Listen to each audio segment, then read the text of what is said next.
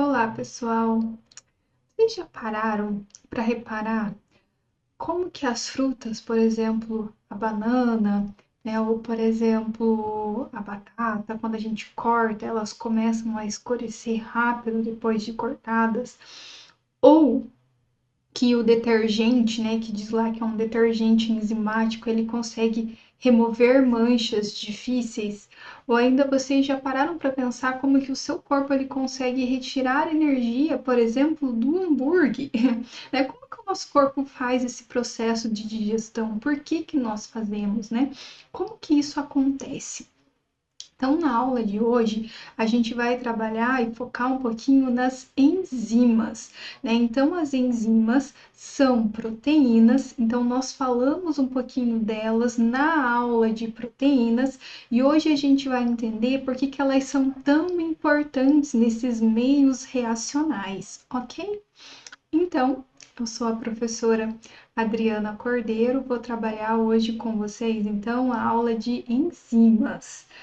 Vou colocar os slides. Muito bem. Então, gente, as enzimas, elas são extremamente importantes para os seres vivos, né? Então, as enzimas, elas estão presentes em quase todas as reações dentro dos seres vivos. E as enzimas, mostrando aqui o quão importante elas são, nós temos dois processos: replicação do DNA e ciclo do ácido cítrico. Então, veja só, sem o processo de replicação do DNA, as nossas células não poderiam se dividir, levando aí uma cópia do DNA. Nesse processo de replicação do DNA, a gente vai ter enzimas que vão desenrolar o DNA, né, as helicases. Nós vamos ter as primases, né, que são enzimas que vão adicionar os primes ali de RNA para iniciar a replicação. Nós temos a DNA polimerase, né, que sintetiza a nova fita de DNA. Nós temos as ligases, por exemplo, que vão unir os fragmentos de Okazaki, né, na fita descontínua. Então, é extremamente importante que esse processo aconteça. Aqui do outro lado, nós temos o ciclo do ácido cítrico, que é uma etapa da respiração celular que nós vamos estudar também quando a gente estiver vendo o metabolismo. Aqui a gente vai ter 8 enzimas em sequência trabalhando, né? A citrato sintetase, né? Fumarase, malato desidrogenase e assim por diante. Todas essas enzimas são extremamente importantes para que eu consiga, ó, produzir energia na forma de ATP. Como que esse processo acontece? Então, olha só, a vida, ela depende de catalisadores. Então, eu dependo que essas reações aconteçam. E essas reações, elas precisam acontecer de maneira rápida. A vida não espera o tempo para que isso aconteça.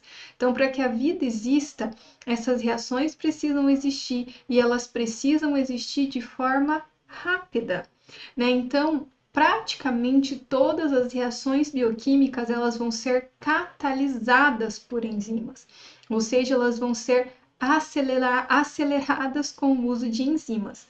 As enzimas são largamente utilizadas também em aplicações industriais, né? Então elas são muito importantes.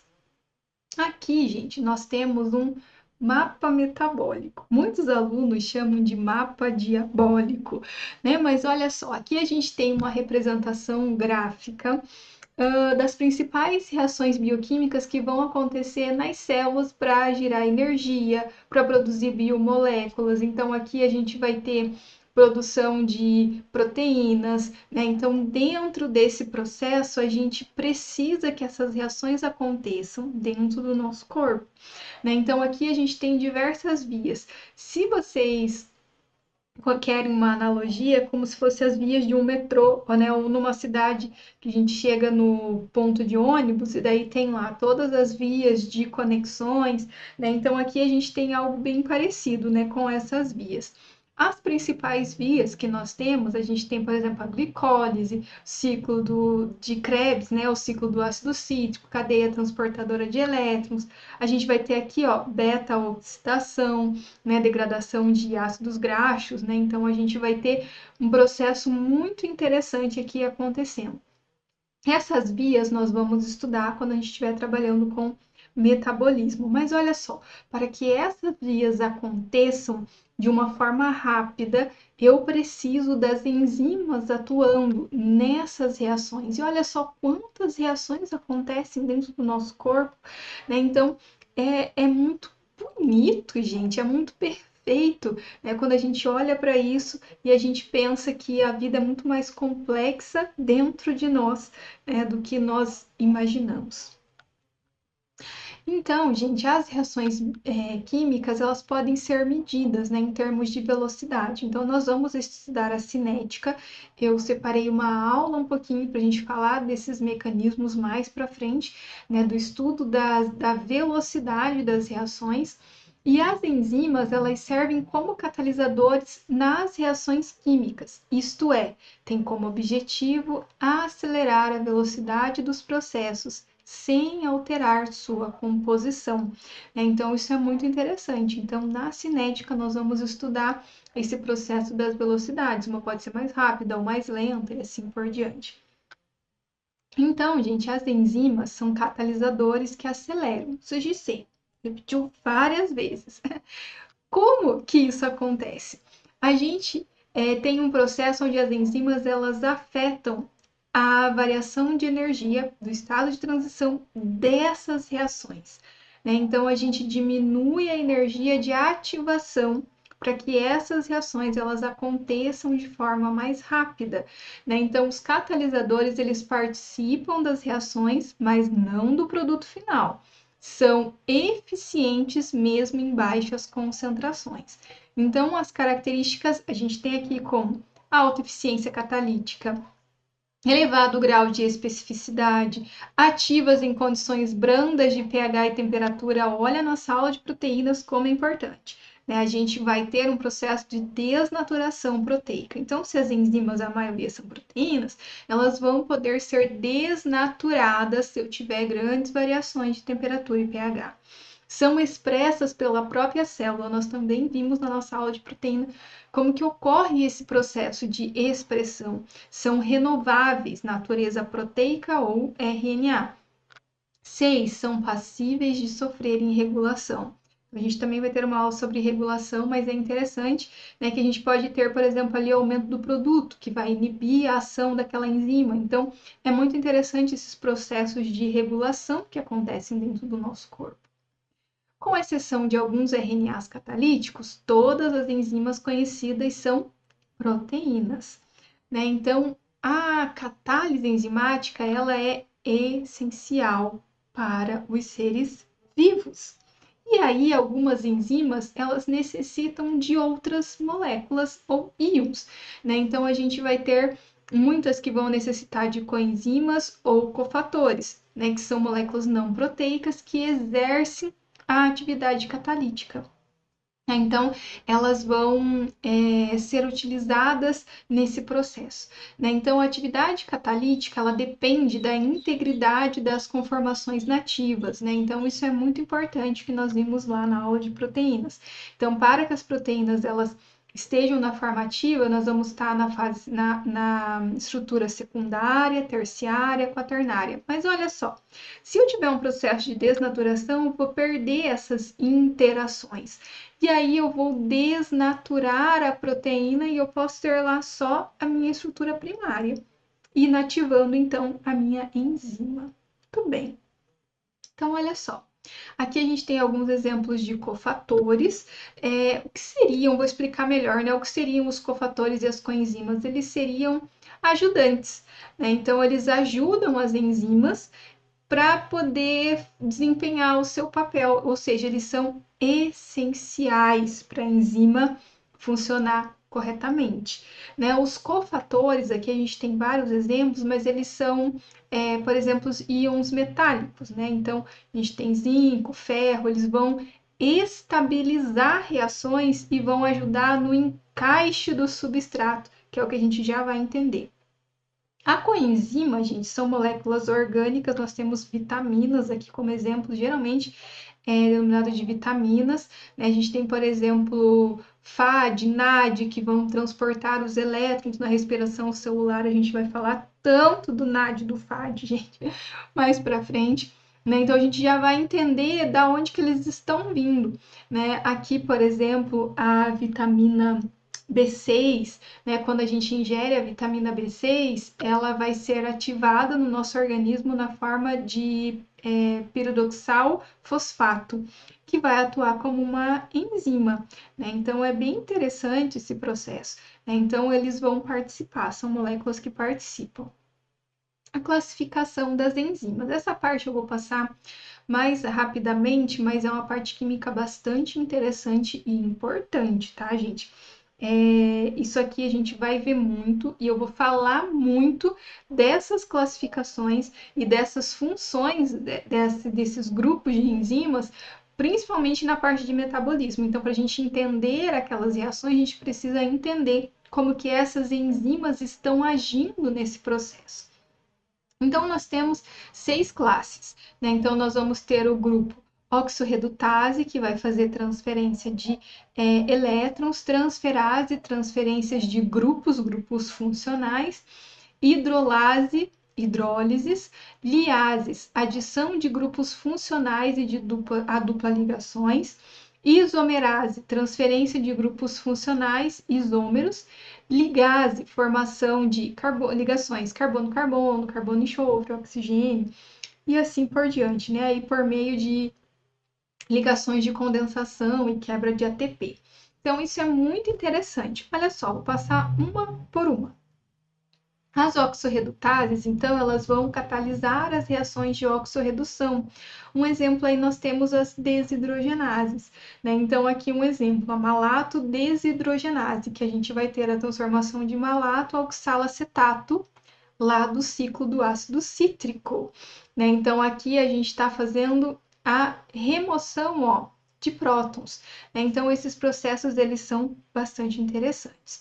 A catalisação de reações, por exemplo, nós temos as transferases, como exemplo a hexoquinase, primeira etapa da glicólise.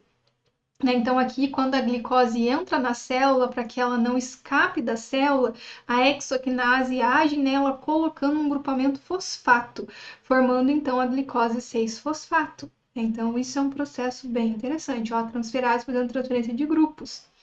As hidrolases catalisam reações de hidrólise, né? Então, a sacarose, estando presente a enzima sacarase ou invertase, o que ela vai fazer? Ela vai quebrar em glucose mais frutose, o que é muito importante, que é feito isso dentro do nosso corpo. Então, quando a gente se alimenta ali do açúcar de mesa, vai ser absorvido glicose e frutose e não a sacarose, que é um disacarídeo.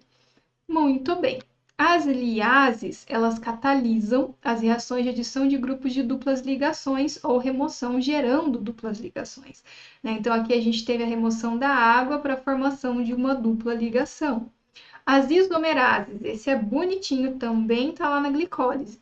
Né? Então, aqui a gente vai ter uma das etapas é onde eu transformo a glicose no seu isômero. Então, a glicose 6-fosfato vai se transformar no seu isômero, que é a frutose 6-fosfato. Quem que dá esse ambiente? E olha só aqui o magnésio trabalhando junto. Então, nós temos aqui a ação dos cofatores. Né? A gente tem a fosfoexoisomerase.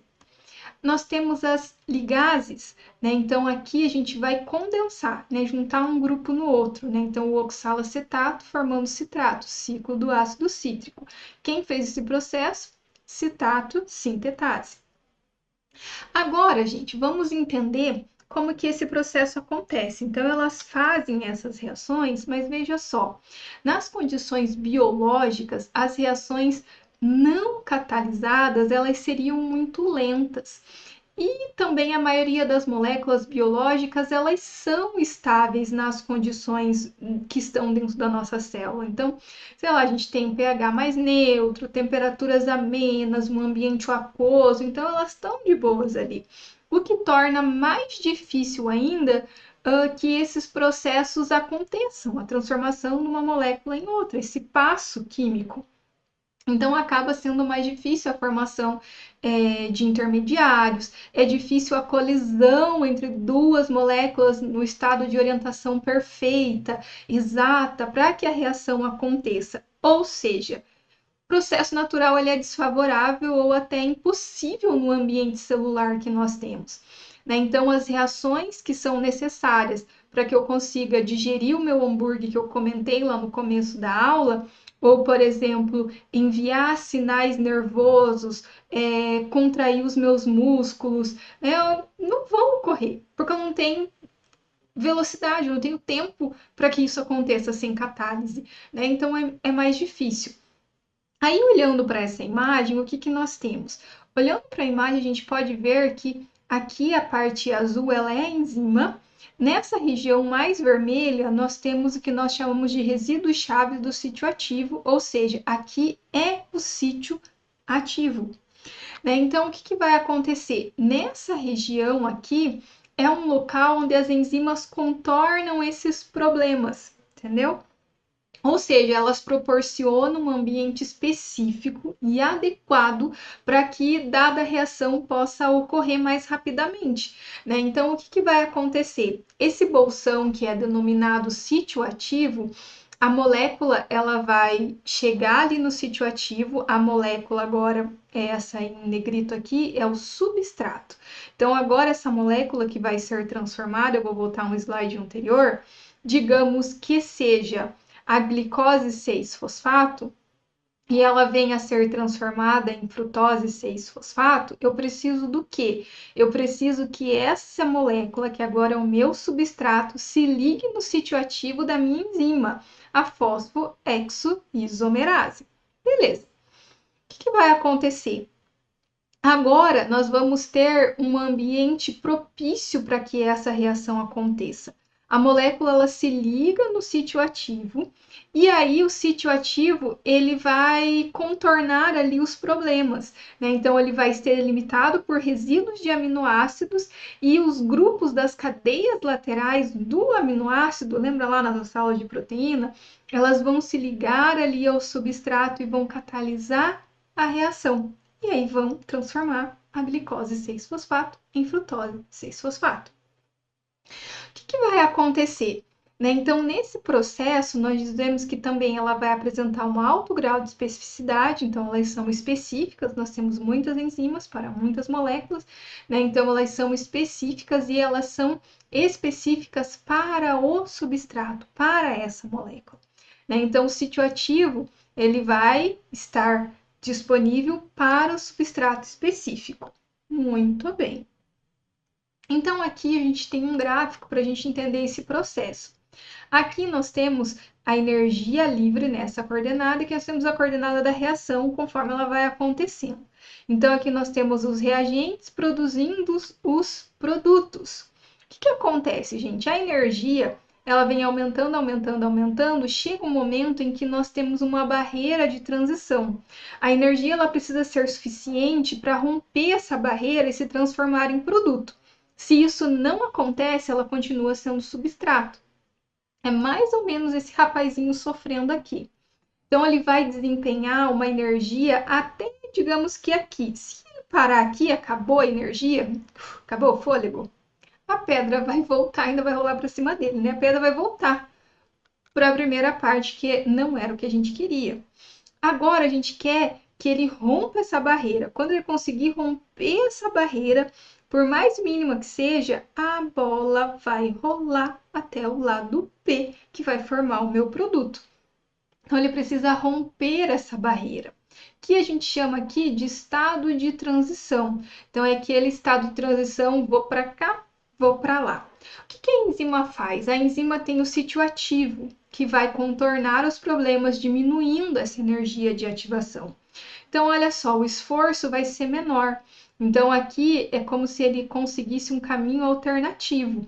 Então, para A, ele vai só empurrar e aqui vai cair. Então, o esforço vai ser bem menor do que ele levar até lá em cima, gastar mais energia e depois a pedra vai cair. Então, aqui vai ser bem menor e aqui ela vai ir mais rápido. Muito bem. Então, olha só, a nova reação. Então, perdão, o novo gráfico. A gente tem o substrato.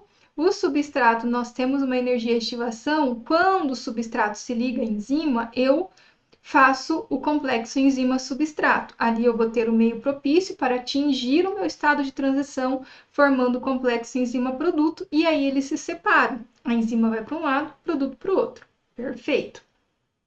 Então, a gente tem uma reação enzimática. Então, a reação enzimática é enzima mais substrato, formando enzima produto, enzima substrato, enzima produto, que são os intermediários da reação, e aí enzima mais produto. Né? Então, qual seria a função da enzima nessa reação? Vai ser aumentar a velocidade, diminuindo a energia de ativação. A catálise ela não afeta o equilíbrio da reação. Entendam isso. Ela altera a velocidade, mas ela não altera o equilíbrio da reação. Né? Então, qualquer reação com substrato e produto pode ser descrita por um diagrama de coordenadas de reação, como aquele que a gente viu, tá? Muito bem, então aqui é o nosso diagrama. Então, a gente tem aqui uma reação não catalisada e uma reação catalisada. Esses declives, né, essas regiões aqui, são as regiões da formação do complexo, onde a gente tem a diminuição da energia. Bem interessante. Aí, gente, olha só. Aqui os complexos, que são esses intermediários, vão ocupar os vales. As reações podem ter várias etapas, incluindo a formação e o consumo de espécies químicas transitórias, denominadas intermediários. No curso de uma reação catalisada por uma enzima, geralmente existem intermediários químicos menos estáveis. Né? Então, a gente tem a formação aí dessa reação. Explicando o processo de etapa limitante, o que vai acontecer? Como a gente pode ter várias etapas, a gente pode ter mais de uma energia, né? Então, olha só, aqui a gente tem igual, aqui a gente tem um início, formação, e aqui ela é maior um pouquinho, né? Então, aqui a gente tem uma maior energia de ativação, essa vai ser a nossa etapa limitante da velocidade, né? Então, a etapa limitante vai ser o ponto de maior energia. Simples. Vamos entender então esse mecanismo olhando para essa imagem. A gente já viu que aqui nós temos a enzima, que nós temos o sítio ativo e que nós temos o substrato. Olha só esse processo. Então, aqui a gente vai ter a junção e a formação dos intermediários que a gente viu lá no vale. Né? Então, são essas regiões aqui que nós temos o complexo enzima-substrato e enzima-produto, tá? Então, bora lá. Aqui nós temos o enzima-substrato. Aí nós vamos fazer enzima-produto. Então, agora nós temos o ambiente ideal para que isso aconteça e nós temos ali o produto. E aí, por fim, a separação dos dois. Então, a enzima mais o produto. Muito bonito. Então, a gente tem aí um processo onde a enzima ela vai diminuir drasticamente a entropia, conservar o substrato em um único ponto, e aí a gente vai ter essas interações importantes, que é o ponto, é o sítio ativo, onde a gente vai ter aí o nosso produto no final sendo liberado. Ok? Aqui alguns exemplos de aumento dessa velocidade, né? Então a gente tem 10 mil, 100 mil, 1 milhão de vezes, né? Então é muito alto, né? O quanto ela consegue aumentar a rapidez dessas reações. Como que as enzimas fazem para diminuir a energia de ativação e aumentar essa velocidade? Né? Então a gente tem rearranjo das ligações covalentes durante a reação, grupos funcionais catalíticos, né, que são as cadeias laterais que eu comentei com vocês dos aminoácidos, cofatores e coenzimas, né? Então eles podem interagir transitoriamente com o substrato e ativá-lo para a reação. Então é aquela coisa, não ia ter um encaixe perfeito. A enzima ela vai auxiliar nesse processo para a gente ter. E olha só que legal. Muitos exemplos que às vezes a gente vê na internet é do chave fechadura, né? Então a gente pega uma chave e coloca lá na fechadura e encaixa perfeitamente. Mas veja só, se a minha chave é o meu substrato, ela encaixa perfeitamente na fechadura, talvez a gente não vai conseguir fazer o nosso produto, porque olha só, o que vai acontecer? Aqui nós temos um exemplo. A gente tem uma reação sem enzima, então aqui o nosso substrato é esse bastão metálico. O que vai acontecer? O estado de transição é ele encurvado e o produto que eu quero é o bastão quebrado. Então, eu tenho o bastão, ele vai estado de transição, se quebrar, esse é o meu produto final. E aqui eu tenho a minha energia que eu vou precisar desempenhar para que esse processo aconteça. Agora, a enzima, quando ela é complementar ao substrato, ou seja, ela é igualzinha ao substrato, que era o que acontecia no nosso chave fechadura, o que vai acontecer? Talvez eu não tenha a energia necessária para essa torção, né? Então ele vai entrar aqui, ó, diminui ali, só que ele continua tendo ainda um gasto muito grande de energia para que essa reação aconteça. Eu vou ter poucos produtos formados. Agora, quando eu tenho o modelo do ajuste induzido, olha só, a minha enzima ela é complementar ao estado de transição. Olha a sacada. Né? Então, as enzimas elas devem ser complementares ao estado de transição. Então, aqui, digamos que essa seria a nossa bastonase, sei lá, quebra-bastonetes, a gente vai ter o estado de transição dela, o próximo estágio, o estado de transição, vai ser aqui, ó, mais abertinho. Então, quando eu tenho a formação do complexo enzima-substrato, a enzima ela vai dar o ambiente propício para o estado de transição. E aí aqui eu tenho a força necessária, as interações que acontecem ali, né? Então, as forças magnéticas. E aí o que vai acontecer? A gente tem esse bastão sendo torcido e aí digamos que aqui eu tenha vários ímãs, né? E aí isso facilita esse processo e aí eu consigo separar, eu consigo quebrar, né? Então, o bastão, a ideia final é que ele seja quebrado. Como que ela vai fazer isso? Dando o ambiente propício. Então, ela é específica e ela vai ser ajustada aí no modelo do ajuste induzido complementar ao estado de transição da reação. Legal, né? Fatores que afetam a atividade enzimática. Então, isso a gente comentou um pouquinho também na outra aula, mas nós temos pH, temperatura, concentração de sais. Por quê? Porque nós temos um processo aí que pode ter desnaturação proteica. E aí, não vou ter a função das minhas enzimas. Se eu não tenho cofator, né, se eu não tenho solventes, a gente vai entrar em inibidores também lá na nossa aula de catálise. Então, essa parte vai ser bem interessante. As enzimas elas vão atuar numa temperatura e num pH ideal. Né? Então, aqui, por exemplo, né, acima de 40, quando elas começam a entrar na curva de desnaturação.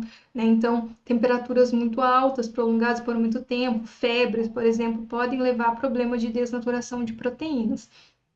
Aqui a gente tem o pH. Na nossa primeira aula a gente falou de solução tampão, né? Por que era tão importante eu manter o pH? Olha só, a alfa-amilase é um exemplo, ela está aqui, né?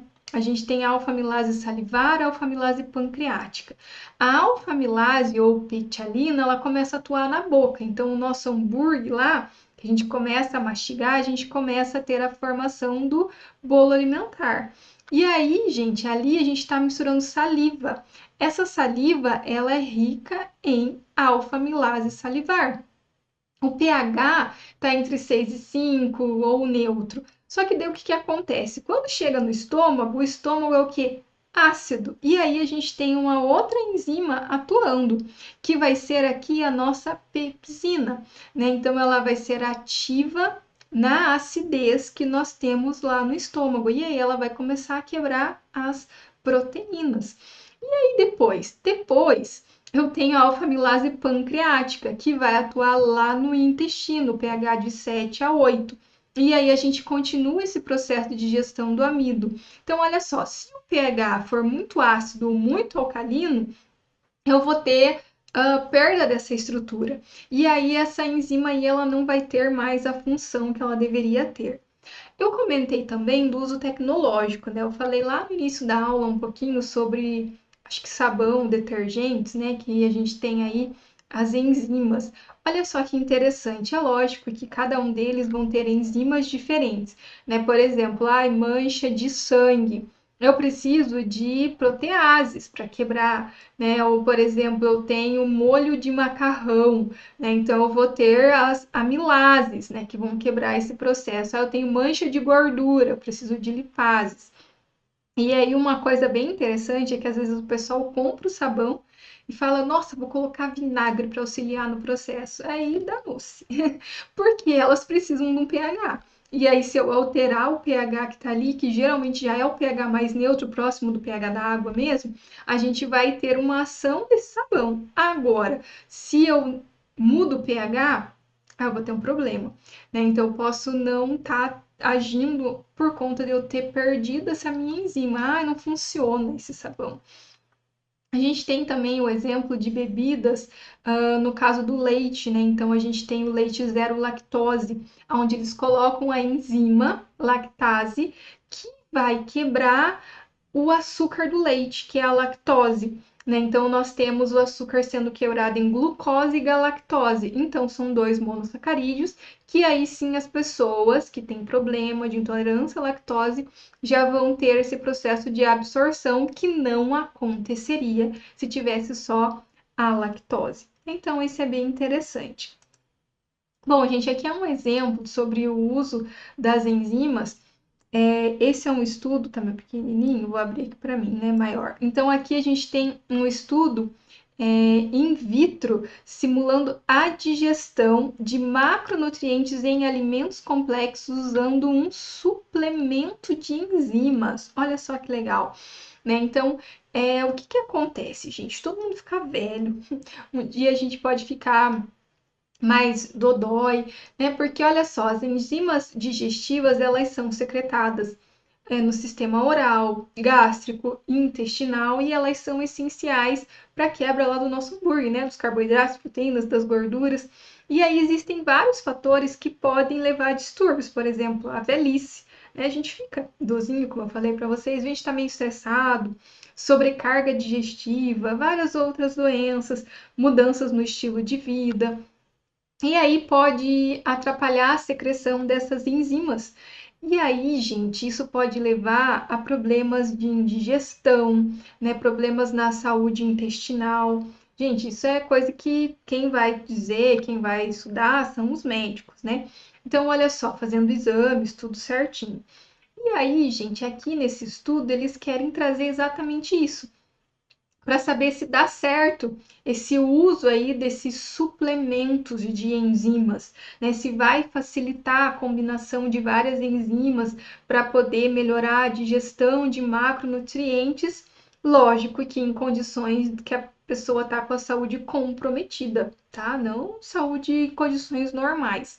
A gente tem poucos estudos clínicos, né, envolvendo, mas é bastante interessante estudar isso e ver que logo isso daí já vai estar sendo falado o tempo todo, logo vai ter gente falando sobre suplemento, vendendo suplemento, falando arrasta para cima que eu tenho um para auxiliar na sua digestão. E isso é para condições de saúde comprometida. Tem que ir no médico, tá, gente? Legal, leiam um estudo, é um estudo bem interessante. Pessoal, as referências eu vou deixar aqui para vocês, incluindo esse artigo, eu coloco o link dele aqui embaixo para quem quiser dar uma olhadinha. E é isso, gente. Né? Então, nós nos vemos aí na nossa próxima aula. Muito obrigado pela participação de vocês. Né? Então, continuem acompanhando, né? Os meus alunos que estão acompanhando podem fazer perguntas aqui ou perguntas lá no Class também. Então, é isso. Essa é mais uma aula de revisão. A gente vai aprofundar mais esses assuntos. Vamos fazer exercícios e leituras de artigos, que é muito importante. Tá bom, gente? Grande abraço. Tchau, tchau.